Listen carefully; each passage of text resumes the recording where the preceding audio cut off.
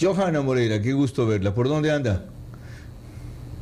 ¿Cómo está, Carlos? Muy buenas tardes. Bueno, ahora me encuentro en Guaquillas. Ya, no la puedo piropear porque eso es mal visto, puede parecer acoso sexual, ¿verdad? Peor si yo soy mayor, No, por ¿por qué? Dios. Usted No, puede no, decirme no, lo que no la usted puedo quiera. piropear. Solo le hago una observación visual. ¿Ha bajado de peso? ¿Ha bajado de peso? Sí, ¿Verdad? Ok, ha bajado de sí, peso. sí, creo Ya, que sí. vamos a lo importante, ¿no? Es que yo como soy de la vieja guardia, lo primero que me dice el impacto visual de una mujer es su estética, pero lo que a mí me cautiva, por si acaso, es su talento. Ya yo me quedo con la inteligencia. El otro pasa, se arruga, se cae, lo que quiera. Y yendo al tema importante, dice que tengo que hasta dejar de decir algo justo por estos prejuicios de ahora. Dios. Johanna, lo importante. Usted... Ya se me puso, hasta me hizo calor ya. Qué bueno. Gracias, porque ese es un piropo para mí, en cambio, Johanna, gracias. Lo tomo de la mejor manera. Aunque me dicen, pareces viejo verde, me decir, ok, lo tomo de la mejor No, manera. no, para Ya. nada. Johanna, usted hizo concesiones en lo de la ley del aborto. Usted era partidario, por ejemplo, de que hayan plazos mayores o de que no hayan plazos. Y dijo, ok, en aras de salvar lo principal, yo cedo. Ya, resulta que a ustedes de nada les ha servido esa posición, porque se encuentran con un veto muy amplio, muy bien desarrollado, con 61 planteamientos de reformas que prácticamente equivale a un veto total, y que parte desde puntos como no llamar esto ley de aborto hasta unificar el plazo máximo en 12 semanas. El tiempo no nos da, peor a distancia, para un análisis completo de eso, sino para que nos diga usted, ¿cuáles son las dos o tres cosas peores en ese veto o más equivocadas a su juicio por parte del Ejecutivo y cómo se las puede revertir? Bienvenida. Bueno, muchas gracias, Carlos. Sí, de hecho nosotros luchamos muchísimo porque este proyecto de ley pueda ser lo más justo y lo más reparador posible para las víctimas de violencia sexual, porque ya no estábamos debatiendo si aborto sí o aborto no, sino el procedimiento y el acceso en qué condiciones iba a dar las víctimas de violencia sexual. Lo que me parece más equivocado son los argumentos que plantea el presidente Guillermo Lasso a través de su veto, que incluso equipara el plazo para niñas como para mujeres, adolescentes, aquellas que pertenecen a la ruralidad de comunidades indígenas. Manifiesta que es discriminatorio el no entender que no son las mismas condiciones para mujeres como para niñas y el ni siquiera conocer las acciones afirmativas que son reconocidas incluso en la misma Constitución.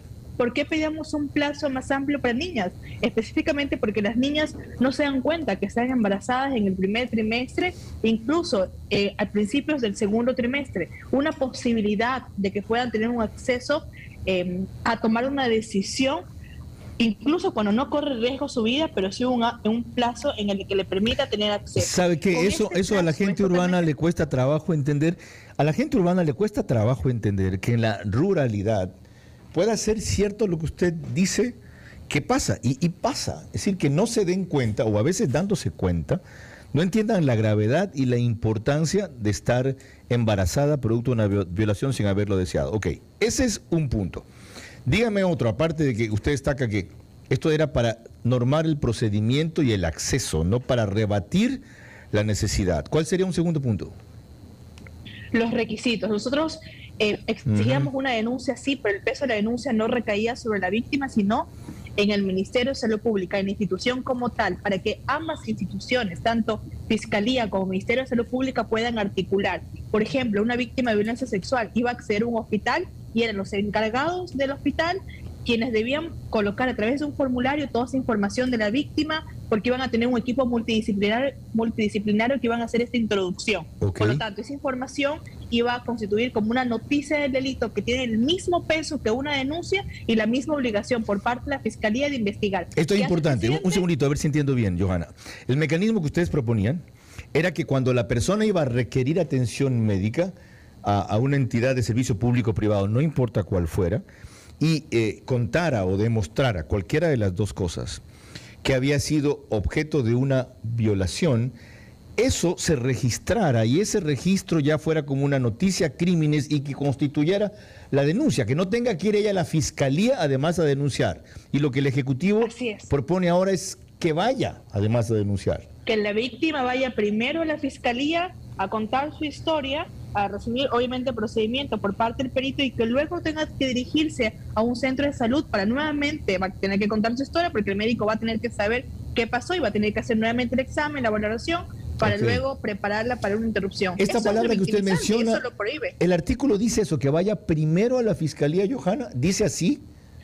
Primero, claro, está entre 3 requisitos. O denuncia, y por lo tanto para presentar una denuncia tienes que ir a la fiscalía, o sea que antes de haber ido al sistema de salud tengas que tener tu denuncia, haber pasado primero por la fiscalía, una declaración juramentada, Carlos, que tiene un costo, que vas ante un notario, dando un montón de personas a contar y a jurar que fuiste violada, como si no bastara tu palabra. ¿O qué más? Las víctimas, ¿Y la tercera vía cuál es? El tercero es un examen médico legal, que igual el médico declara bajo juramento que esa información es verdadera. Ok, ¿cuál es el tercer punto entre los muchos que a ustedes le llaman la atención que destacaría como equivocado? La objeción de conciencia, hoy reconocen la objeción de conciencia incluso institucional, lo que nosotros no permitíamos en nuestro proyecto. Reconocemos la objeción de conciencia, pero como la reconoce nuestra norma suprema, que es personal. No podemos permitir que un hospital, un subcentro diga este hospital o esta institución es objetor de conciencia y por lo tanto aquí no se va a realizar una interrupción. ¿Por qué, Carlos? Si acortamos el plazo a 12 semanas, ¿se imagina una víctima de violencia sexual teniendo que ir a buscar de hospital en hospital donde exista personal médico no objetor para que le realice una interrupción? Actualmente las víctimas tienen que incluso viajar a otra provincia para tener el acceso a esa interrupción de un embarazo. Eso es lo que no queremos y lo que queremos precautelar, que en todo centro de salud exista personal no objetor para que ellas puedan tener acceso a cualquiera al que vayan, porque es complicado. Si ya existe deficiencia de centros de salud, imagínese una víctima de violencia sexual, una niña recorriendo el país. Otra cosa importante, Carlos, y que le menciono, que quizás eso es lo que puede llamar más la atención, es que el veto exige que si se ha identificado el violador, sea el violador el que tenga que cubrir con los gastos de la interrupción del embarazo. No había visto esa parte, ¿en serio?